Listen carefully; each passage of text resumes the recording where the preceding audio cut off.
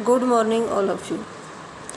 महात्मा गांधी भारतीय आंदोलन के एक महान नेता थे। राष्ट्रीय आंदोलन का एक महत्वपूर्ण युग उनको समर्पण किया जाता है। इसे राष्ट्रीय आंदोलन के इतिहास में गांधी युग के नाम से भी जाना जाता है। उनका योगदान न केवल भारतीय राष्ट्रीय आंदोलन में अद्वितीय था, वरन उन्होंने संपूर्ण मानव जाति को अपने विचारों का केंद्र बनाया। उनका प्रभाव न केवल भारत में देखने को मिलता है, वरन संपूर्ण विश्व को उन्होंने मानवता का संदेश दिया। गांधी जी के सार्वजनिक जीवन का आरंभ दक्षिण अफ्रीका में हुआ। उन्होंने वहां पर प्रथम बार विरोध के अहिंसक साधनों का प्रयोग करके दक्षिण अफ्रीका में सरकार को झुकने के लिए विवश कर दिया।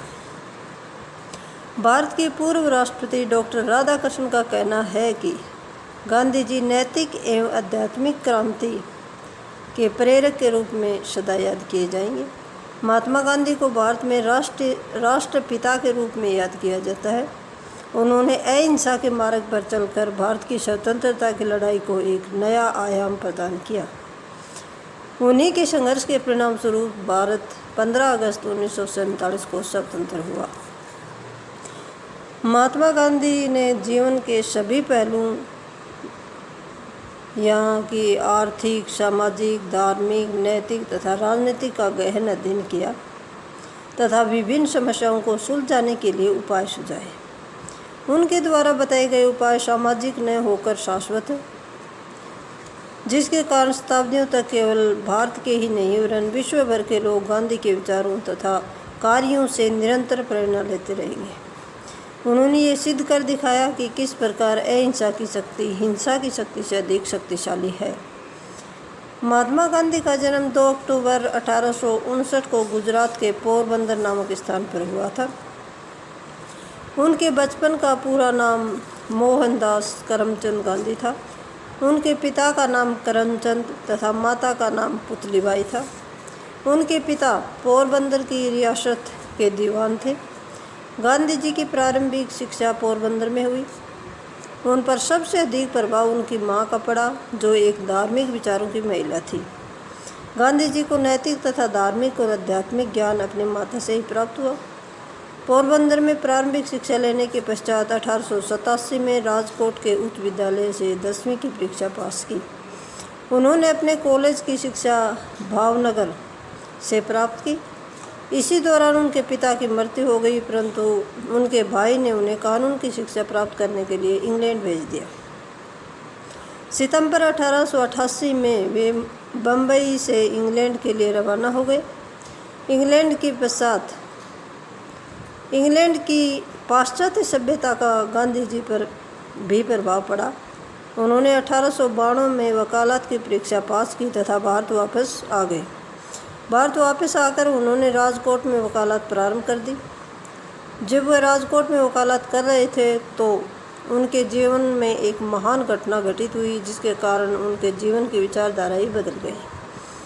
दक्षिण अफ्रीका में अब्दुल्ला शेख नामक व्यापारी का एक बड़ा पेचीदा मुकदमा चल रहा था।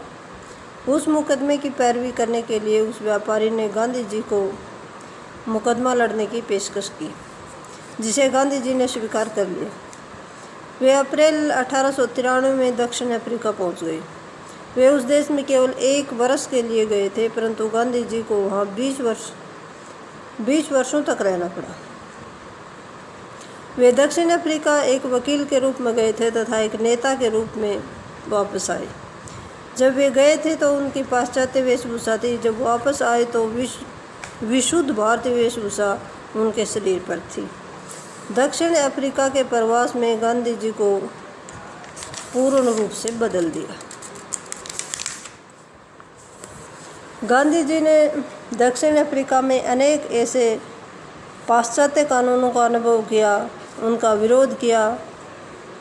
उस समय दक्षिण अफ्रीका में रंग तथा जाति के भेद की नीति स्थापित थी।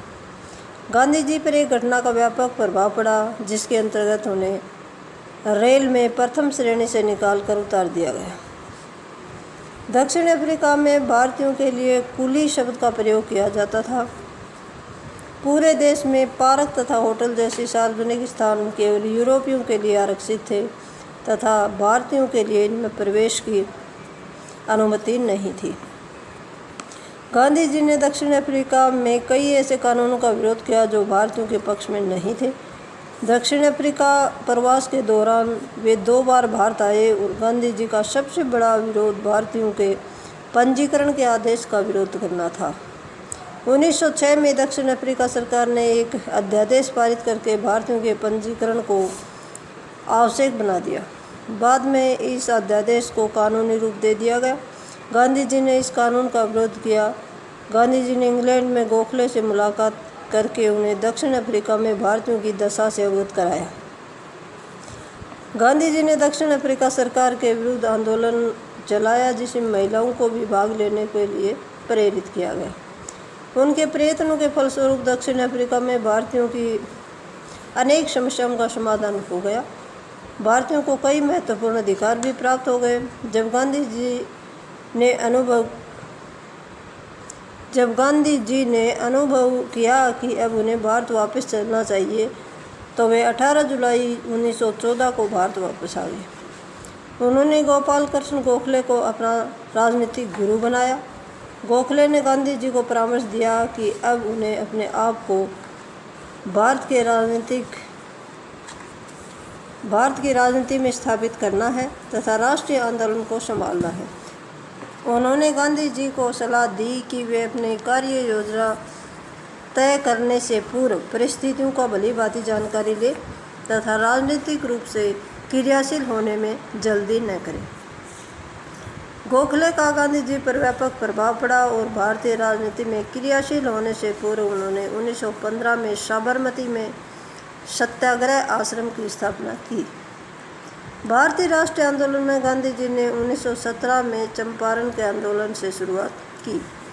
1920 में गांधी जी ने रोलेट एक्ट का विरोध किया और इस अधिनियम में पुलिस प्रशासन को अत्यधिक शक्तियां प्रदान की गई थी। 1920 में गांधी जी ने इसका विरोध करने के लिए असहयोग आंदोलन चलाया और 1922 में इस आंदोलन ने हिंसक रूप धारण कर लिया। चोरा चोरी नामक स्थान पर इस आंदोलन के दौरान हिंसक भीड़ ने एक पुलिस चौकी में आग लगा दी जिसमें 22 सिपाही जिंदा जलकर मर गए। गांधी जी ने इस घटना के परिणाम स्वरूप अपना आंदोलन वापस ले लिया। 1919 से 1947 तक भारतीय राष्ट्रीय आंदोलन के काल को गांधीवादी काल कहा जाता है क्योंकि इस समय के दौरान राष्ट्रीय आंदोलन का नेतृत्व गांधी जी ने किया था। 1930 में गांधी जी ने सविनय अवज्ञा आंदोलन चलाया और इसके अंतर्गत उन्होंने नमक कानून को तोड़ा। उन्होंने साबरमती से डांडी तक पैदल यात्रा की। उन्होंने समुद्र के पानी से नमक बनाया तथा नमक कानून को तोड़ा। इससे स्वदेशी आंदोलन को बल मिला। 1931 में गांधी ऋण समझौते के परिणामस्वरूप गांधी जी ने इस आंदोलन को स्थगित कर दिया। 1932 में सविनय अवज्ञा आंदोलन को पुनः आरंभ करने का निर्णय लिया गया तथा आंदोलन आरंभ कर दिया गया। 1942 में भारत छोड़ो आंदोलन चलाने का निर्णय लिया गया। इस आंदोलन को गांधी जी ने स्वतंत्रता के लिए अंतिम संघर्ष की संज्ञा दी। उन्होंने करो या मरो का नारा दिया। गांधी जी ने अपने राष्ट्रीय आंदोलन के दौरान अनेक बार जेल यात्रा की। अप्रैल 1919 में उन्हें पलवल में बंदी बनाकर बम्बई जेल भेज दिया गया। 1922 में उन्हें हिंसा भड़काने के आरोप में गिरफ्तार किया गया। 1930 में गांधी जी को नमक कानून तोड़ने के कारण भी बंदी बनाया गया था और अंतिम बार 1942 में भी उन्हें गिरफ्तार किया गया। गांधी जी के इर्द गिर्द ही भारतीय राष्ट्रीय आंदोलन केंद्रित रहा।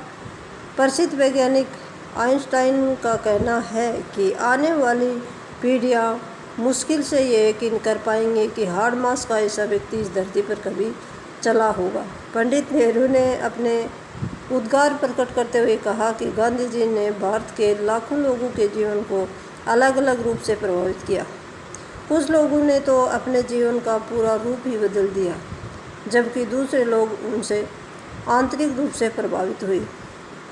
30 जनवरी 1948 को अहिंसा, त्याग, प्रेम के इस पुजारी की हत्या कर दी गई और अहिंसा के पुजारी को हिंसा का शिकार बनना पड़ा। उनकी हत्या हो जाने पर भारत के प्रथम प्रधानमंत्री पंडित जवाहरलाल नेहरू ने कहा कि हमारे जीवन में से प्रकाश लुप्त हो गया तथा हर तरफ अंधेरा छा गया। Thank you.